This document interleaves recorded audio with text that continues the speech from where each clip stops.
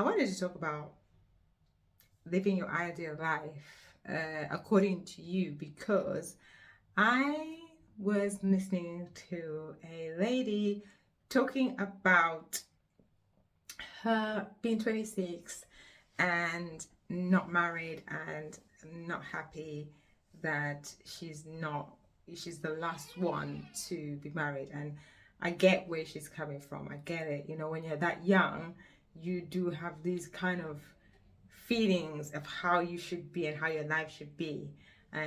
I'm talking from a perspective of somebody who's 47.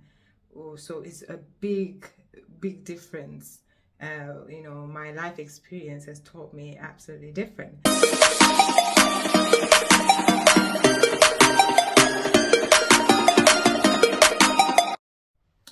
Hi and welcome to my channel. I am going to be talking today about your ideal life. I just thought I'd talk about it while I try to do my lashes, whether I can do them on camera. I've tried before and I've struggled to do it, so I might not be able to, and maybe I'll just continue to talk without struggling. But I'm going to try and do my lashes. I have a problem with, I take my lashes off and I have a problem with my lashes. Anyway, I wanted to talk about living your ideal life according to you because I was listening to a lady talking about her being 26 and not married and not happy that she's the last one to be married. And I get where she's coming from. I get it. When you're that young, you do have these kind of feelings of how you should be and how your life should be. I'm talking from a perspective of somebody who's 47. Oh, so it's a big difference. My life experience has taught me absolutely different. And I've always been that kind of person who's been out there. I've always had this problem where, to me, it's not a problem, but it might be to other people, where you are too much. To who? Who am I too much to? So yeah, I just thought that I would chat about it kind of like in a fun way, about how I have kind of not given a F about what other people think about me, because I really actually don't. If you know me well enough, people know that, it's no point trying to convince me of anything, because I think I've come so long, so much has happened in my life to the point where you think, excuse me, whoever makes a comment or whoever tries to tell me what I can and cannot do, I always ask myself, what is this person bringing to the table? And mostly it is nothing. So if you can't bring anything to my table, why are you relevant in my life? Do you know what I mean? Like, who are you and why are you relevant? And this brings me back to being a young girl and teen. And I remember the first time somebody telling me that I am using the B word on me, word of me. And what was worse is that I hadn't actually done anything to actually deserve that kind of derogatory term. And it was from my and now those were the first time, my first ever boyfriend, who had decided that I was a B whatever, because apparently I'd done something that somebody else had said that I actually hadn't done. That's the weird part. And I decided, from that point I decided, I'm gonna go and make out with his best friend, just so that he can kind of like now use the word with proper evidence. And that's what I did. I made out with his best friend, so at least now he was calling me the B word for a reason. and that's the kind of lifestyle that I live and who I am. There's things that I will do and things that I will say, not because of what other people have said. It's because of what I want and what I've said. And I've just learned, I've learned this a long time ago, that unless, like I said, you're bringing anything to the table, what are you benefiting me as a person? And like I say, I am out there. And by out there, I mean, so when I say living your ideal life is the life that suits you, not what suits society. These are my lashes, by the way. I don't even know if I'm going to manage them on camera. I can do them on, yeah, online, but I don't know.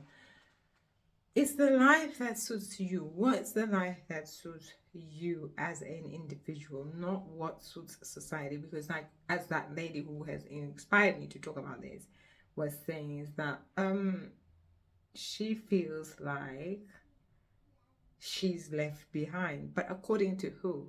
You know what I mean? Like, according to who? I know that feeling because when I was in church, I grew up in a very strict church setting, which was not ideal. I would never do that to my children. And the hypocrisy in that environment was just so toxic. It's just toxic environment for me, because as far as I was concerned, so people were getting married and you were, you know, the ideal life according to what, but the things I would hear, like the abuse, sexual abuse, even from the man on the pulpit, it just kind of, and I was very observant and very vocal, and that's what got me to be the problem child person. Is because I was vocal. It's because I questioned what people were saying. I wasn't quiet about it. I wasn't just accepting. I'm like, why are you doing this? But you're doing that, and I would really like zone in on people's stuff. That's why it was a problem.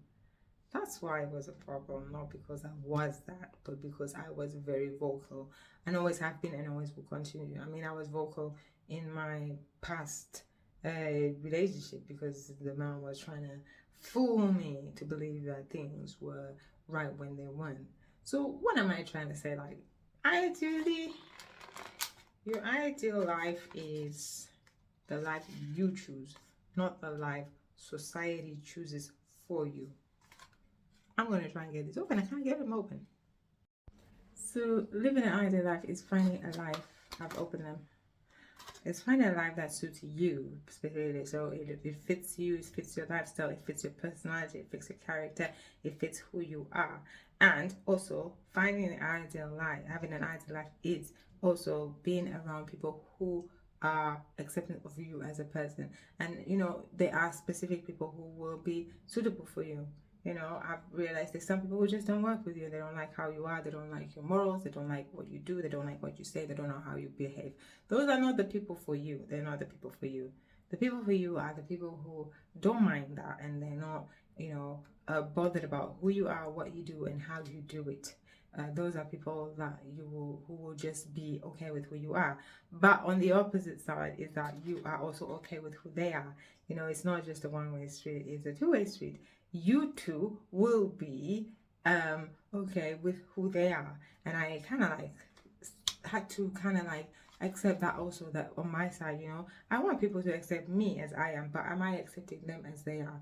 And those people who accept me as I am, I also need to embrace them and accept them as they are, because they are rare type of people who will kind of like accept you and your nonsense, because we all come with a baggage of nonsense. We carry it all. Some of us hide it really well, some of us are just showing it all out and throwing it out there, you know. But there will be people who just accept you and your nonsense, so you need to accept them and their nonsense, because nobody comes with a clean slate. And if you do, I don't think you are normal, because normal people have stuff. Everybody has come with stuff. Everybody comes with stuff. So yeah, so I was just trying to, you know, I wish, you know, she reminds me of a younger, I mean, my daughter, luckily enough, she's not in that way inclined, and maybe it's because I've raised her, and she's more or less the same age, so maybe 4 years. The lady who I'm talking about is 4 years older than my own child. My child is 22. So yeah, I've got two children. One is 2, one is 22. That's another thing. It is not ideal according to maybe outside society, but it was ideal for me, because at the time I wouldn't have been able to have 2 children within the relationship that I was having. So you always have to remember that people have so many there's histories behind people, so we can't judge them based on what they're doing, you know, what you're seeing. You have to understand where it's coming from, what's the history and why. So yeah, that is just kind of like things that I thought I would share. And I thought I was going to do my lashes in front of the camera, but I don't think I can do that. You know, I'm going to take the black glasses off. These are actually prescription glasses. And yeah. And my lashes are short because I have pulled them off. Very bad. But that's my bad. So I'll be putting on these ones. They're from W7. I like these. They look very natural. And I'll put them from underneath and over, and yeah, maybe I'll show you the end result, because I thought I would be able to do them on camera, but yeah, I thought like if just looking at them on camera is quite I've tried this before and I've not managed it, so I'm gonna do them, show you what the end result is. Anyway, live your life according to you. Like, what's his name, Einstein said that, you know, everybody is a genius, but if a fish, let me get it properly, let me go on my other phone. So Einstein said everybody is a genius, but if you judge a fish by its ability to climb a tree, it will live its whole life believing that it's stupid.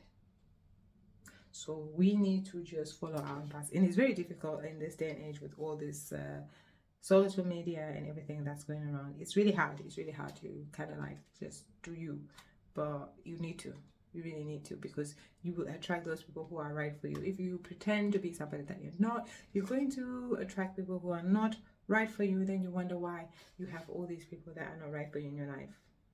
If you are genuinely yourself, just be who you are, you will attract the right people, and then you won't even have to explain yourself to anybody, because they will accept you and you will accept them as they are. So yeah, that is just my 2 cents of wisdom today. Yeah, I'm gonna try and do these and show you what they look like. So they're going underneath my lashes, and yeah, see you in a bit.